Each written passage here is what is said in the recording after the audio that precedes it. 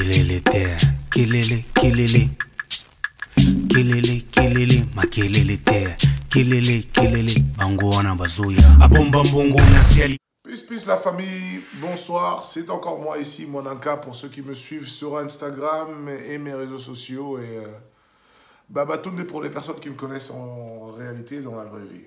Du coup ici, c'est ma première vidéo pour cette année 2020 et j'aimerais m'exprimer en fait un peu à la communauté noire de France, de Belgique et de l'Europe en fait, sur le sujet qui m'intéresse et qui m'anime, et un sujet où j'ai l'impression que c'est vraiment un sujet hyper important qui n'est pas assez mis en avant, mais qui fait des ravages, qui fait des dégâts, qui nuit justement à l'évolution de la communauté et surtout qui nuit à l'évolution de l'Afrique. Cette question est tellement importante, mais peu prise en considération, alors qu'elle fait des ravages hyper importantes. Et je ne comprends pas pourquoi on n'arrive pas à voir et à percevoir cela. J'interviens bien sûr aussi suite à la vidéo ou bien à l'intervention de Aïssa Maïga, qui est une artiste on va dire française.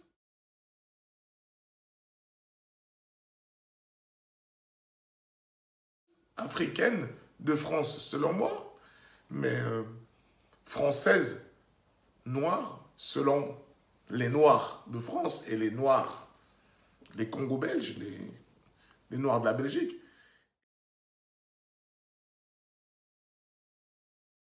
Et on ne se rend toujours pas compte en fait que, en ayant cet état d'esprit, cet état d'âme, en pensant ou bien en se définissant en tant que Français ou Belge,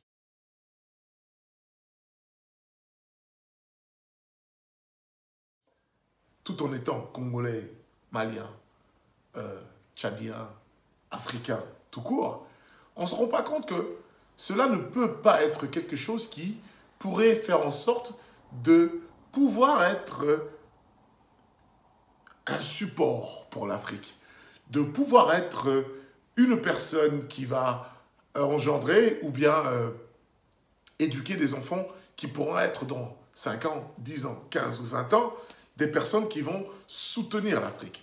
Pourquoi cela? Parce que, tout simplement, je pense que l'Africain n'a toujours pas compris jusqu'aujourd'hui, à majoritairement parlant, pas tout le monde, bien sûr, il y a toujours des exceptions qui confirment la règle, mais l'Africain n'a toujours pas compris le rôle du capitalisme dans le monde politique et le rôle du capitalisme dans le monde économique, ainsi de suite. Je pense que l'Africain a un grand souci. Et ce souci est d'abord lié à la compréhension du système dans lequel il vit. Tant qu'on n'est pas capable de comprendre cela, il est difficile de ma part de m'imaginer justement une émergence, une stabilité ou bien une forme de progrès à long terme de l'homme noir, de la femme noire, de l'Africain tout court. De mendier, de quémendier, de crier, de vouloir avoir plus de présence dans les médias français, de vouloir avoir plus de présence dans le contexte politique, dans le monde politique ou dans les sphères politiques françaises. Mais à quoi bon cela pour l'Afrique? Alors je me pose la question, est-ce que nous sommes des êtres humains qui définissent leur bien-être par rapport à qui définissent leur bien-être par rapport à leurs intérêts ou bien leurs bienfaits personnels, à leur vécu personnel, ou bien sommes-nous comme la majorité des personnes, des êtres humains qui sont présents sur cette planète, des personnes qui définissent leur bien-être selon leur appartenance ethnique dans un contexte collectif. Nous ne pourrons pas être demain une bénédiction pour l'Afrique si aujourd'hui, je parle de la diaspora, si aujourd'hui la diaspora ne se rend pas compte que la question identitaire est primaire, la question identitaire est centrale et hyper importante. Nous, nos parents, ont pu s'intégrer en Europe à une période où l'Europe était hyper hostile envers les étrangers, ouvertement parlant, que ce soit en France, en Allemagne, en Angleterre, dans les pays scandinaves.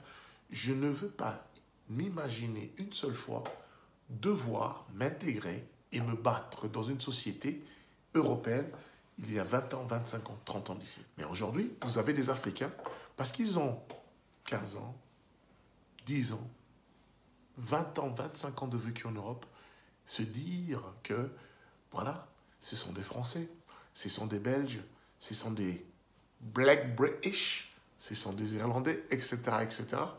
Parce que, pour eux, il est impossible pour eux, de leur part, de pouvoir se réintégrer, parce que c'est une sorte et une forme de réintégration, de se réintégrer en Afrique, parce que ils ne sont pas africains, ils ne sont pas nés là-bas, ils n'ont pas grandi là-bas, donc ils n'arrivent pas à s'associer avec, ou bien à s'associer avec la pensée qui prime en Afrique. Et donc, pour eux, ce n'est pas les Africains, parce que c'est des Français, ce sont des Français.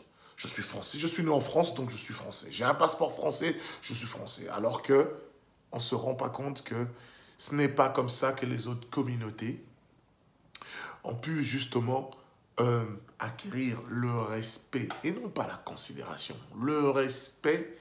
Je pense que la communauté noire, que ce soit de France, de la Belgique ou de l'Allemagne, doit comprendre que le respect, c'est la base de toute chose.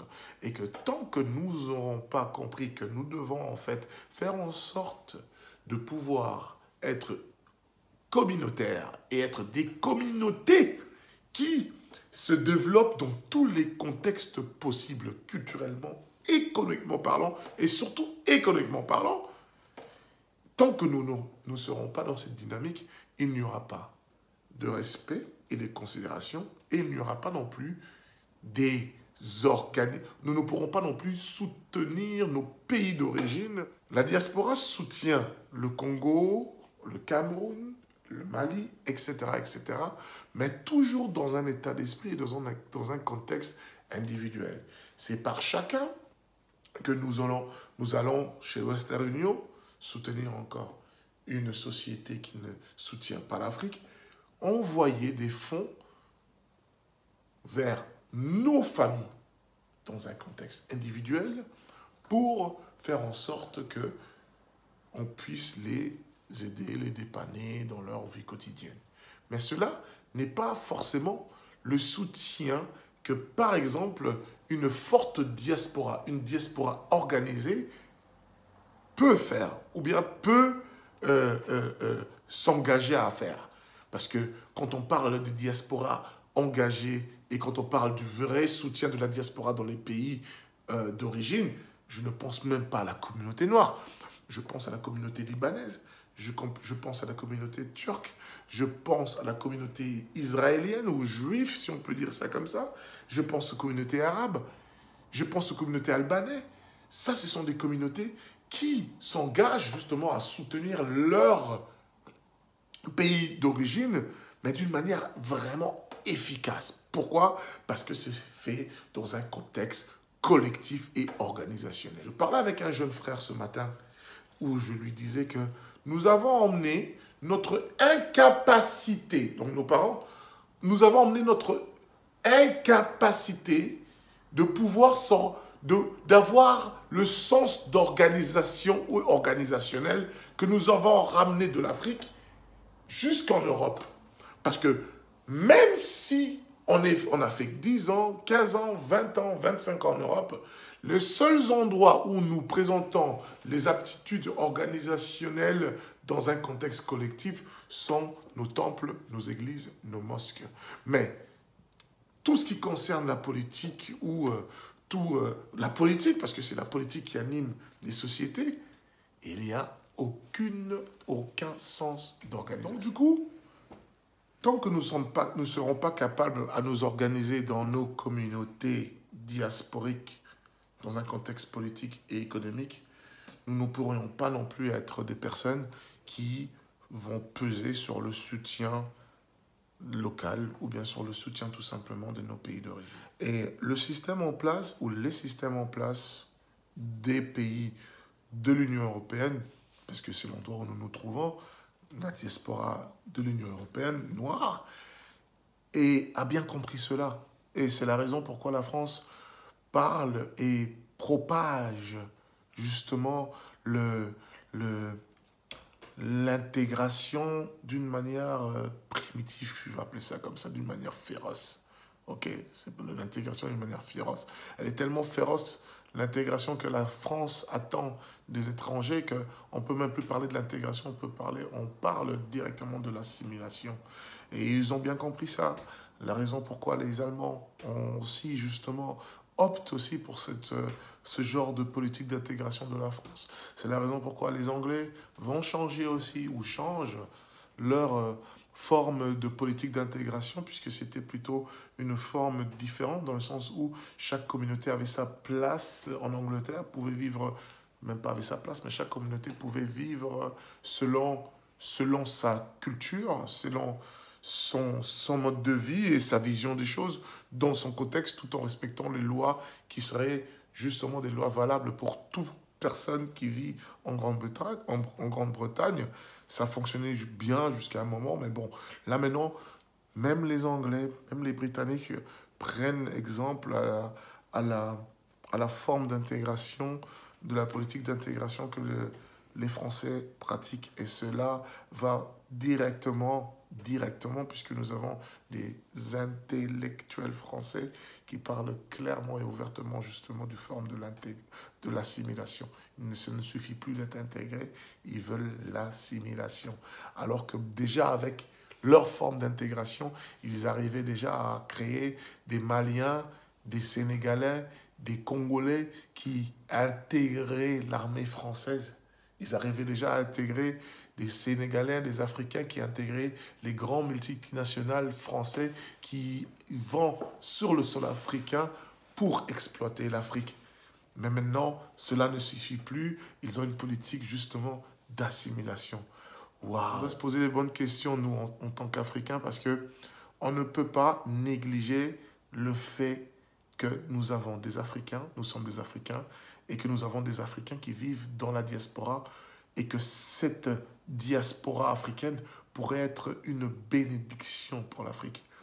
Et le fait que cette diaspora africaine n'est pas une bénédiction pour l'Afrique, c'est parce que justement, il y a un manque de confrontation d'idées et d'idéologies.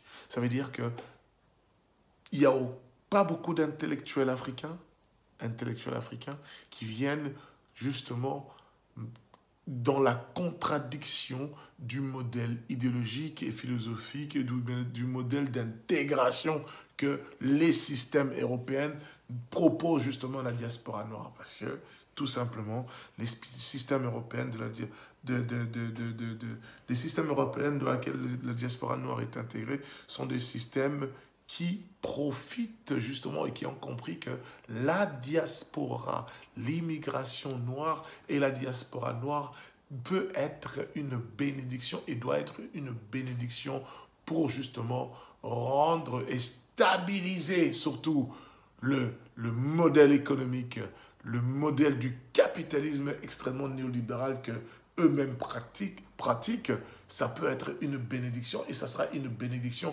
s'ils intègrent des Noirs dans leur système. Et c'est ce qu'ils pratiquent. Moi, je vais vous demander de parler, de beaucoup communiquer avec vos jeunes frères, communiquer avec vos enfants parce que ce sont des choses que l'on peut déjà commencer à inculquer aux enfants avec, même quand c'est des jeunes enfants de 4, 5, 6, 7 ans. Vous voyez, vous devez construire justement le monde imaginaire de vos enfants. Vous devez influencer maintenant le subconscient de vos enfants. Si vous n'influencez pas maintenant, si vous n'avez pas la démarche d'influencer le subconscient de vos enfants maintenant, eh bien, qu'est-ce qui se passera?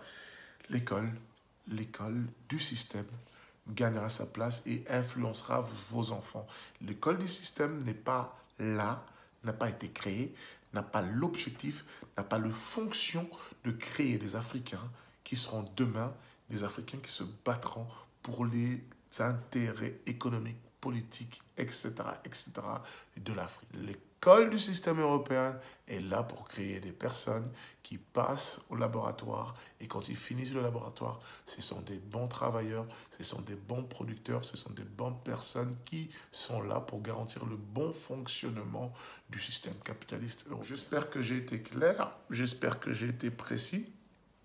Je recommence à faire des vidéos en français. Je recommence aussi à faire des vidéos en lingala pour ceux qui sont des Africains qui parlent le français.